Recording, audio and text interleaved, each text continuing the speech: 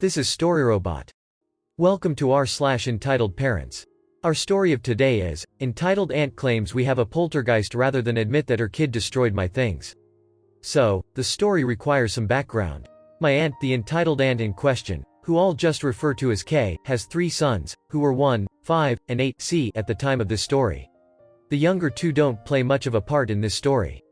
K as and always was emotionally abusive, and willingly sat by and watched as her husband, D, was physically abusive to her and her children.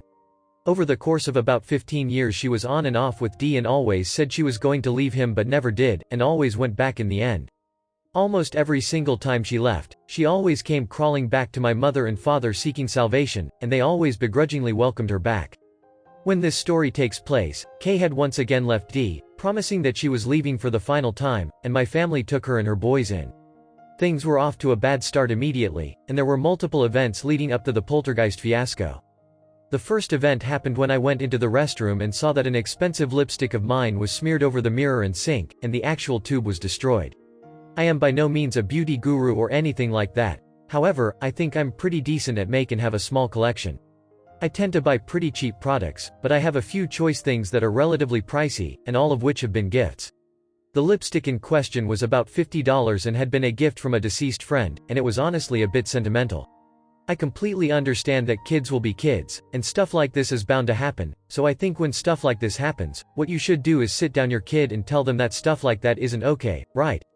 Well, no, apparently not. Prior to this, Kay had always had the my child can do no wrong mentality, so I was already expecting her to avoid blame or to not do anything, but I thought I should address it anyway.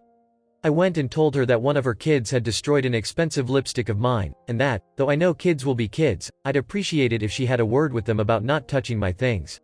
Immediately, she was adamant that her children would never do something like that and that it must have been our great-grandmother N, who lived 3 stories down and can't climb stairs. Later I learned that she went and cried to my grandmother, G, who is also extremely entitled, claiming that I hate her and her children and that I like to blame them for everything. Her boys had been prone to stealing things in the past and had been caught red-handed multiple times. This annoyed the ever-loving beep out of me to say the least, so I asked my mum to talk to her and I let it slide. About a week later, my oldest cousin, C, went upstairs to use the restroom, and was in there for a remarkable amount of time. I went up about 5 minutes after he'd left and found the exact same lipstick smeared everywhere again, some brushes literally chopped to pieces, and a limited edition palette ripped apart and scattered everywhere. Should note that at this point I hadn't actually found the tube of the lipstick this time, and I assumed he'd taken it or thrown it away. Another week or so later I found it shoved into a bag of pads with an expensive, lipstick-covered watch. I went and got Kay to show her the scene, and she was once again positive that it couldn't have been her son, even though he'd locked himself in there for almost an hour. She then got upset and said that I blamed everything on her kids etc.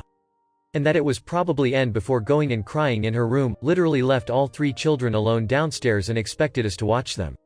I went directly to my mum because I was honestly pissed, and I asked her to deal with it before I blew up at Kay. She said she would, and she had a talk with Kay about disciplining her sons later that night. The next day is when it starts to get fun. I went into the kitchen to find Kay standing there looking dejected and visibly drunk.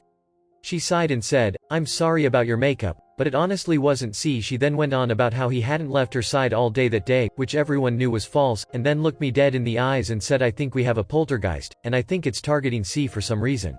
She went on for about 10 minutes talking about every single thing he or his brothers had done, insisting that it had never been them all along, and it had always been this ghost. I was absolutely floored. Whether ghosts are real or not, whatever, but I can damn assure you that if we'd had a poltergeist I would have known about it. Honestly, I wasn't looking for a fight this day, and I just rolled my eyes and went back upstairs. Later, G came to me furious saying that I was being absolutely horrible to Kay and that I'd made her cry. I got upset at this point and said that I wasn't going to let her manipulate me because she's too damn stupid and entitled to admit her son had destroyed my things. Kay heard this from upstairs and called my mother to say that I was treating her horribly and that her son hadn't even done anything wrong. Unfortunately, this sequence of events only persisted for about a month and only continued to get worse. While all of this was playing out, Kay and the kids were making everyone's lives living hell in multiple ways, and completely overtook and destroyed our house, even though she was no more than a guest. The final straw in this scenario was when I had found 2 lipsticks and a very sentimental necklace absolutely destroyed and torn apart after C had spent another hour in there. I lost my beeping mind and went immediately to Kay and called her out for C's constant behavior and that if she didn't put a stop to it I would lose my absolute beep with her. For about an hour or two she paced around the house exclaiming about how we were all horrible and mistreating her and blaming everything on her kids when it couldn't possibly have been them, and how it's a poltergeist and that we're all just skeptics even though this supposed poltergeist has been terrorizing them for years. I just had to sit through all of this because she wouldn't let me speak. Then, she legitimately called an exorcist. She exclaimed to him that we're being terrorized by a poltergeist and that it's targeting her child and that now she's probably going to be kicked out and put on the street over some goddamn lipstick that her son didn't even destroy, and so much more. This whole situation just blew my beeping mind, and I just sat there and listened and watched as she victimized herself and completely beep-talked me and my family to this exorcist. Eventually my mother stepped in and put a stop to the madness, and I don't know exactly what happened after that. I know that my mum went off on her at the very least. Over the next few days Kay completely ignored us and wouldn't even address what happened, before one day when she stopped me on the way out of the house and mumbled a sort of snarky apology. In the end my makeup never got replaced and I never really got a substantial apology, but I was less upset about the monetary value and overall just the principle of things. Kay and the kids moved out about 2 months later because Dee got out of prison. She moved back in later that year after leaving Dee again, and then last year moved out to get back with Dee again. Since then, Kay pretty much destroyed her relationships with everyone and we've all since cut contact, and she is never welcome back in our lives. I will finish this off by saying that I love my cousins dearly, and if I get so much as a hint that they're still being abused, I will go through hell and back to get them out of there. As far as I can tell, the abuse, physical and emotional, has stopped, but I plan to get social services involved the second I hear if something goes wrong.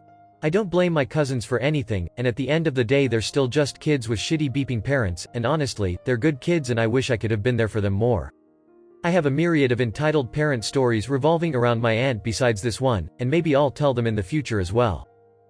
Thank you for watching. Error. Problem detected. Not enough subscribers. Please subscribe, like and comment.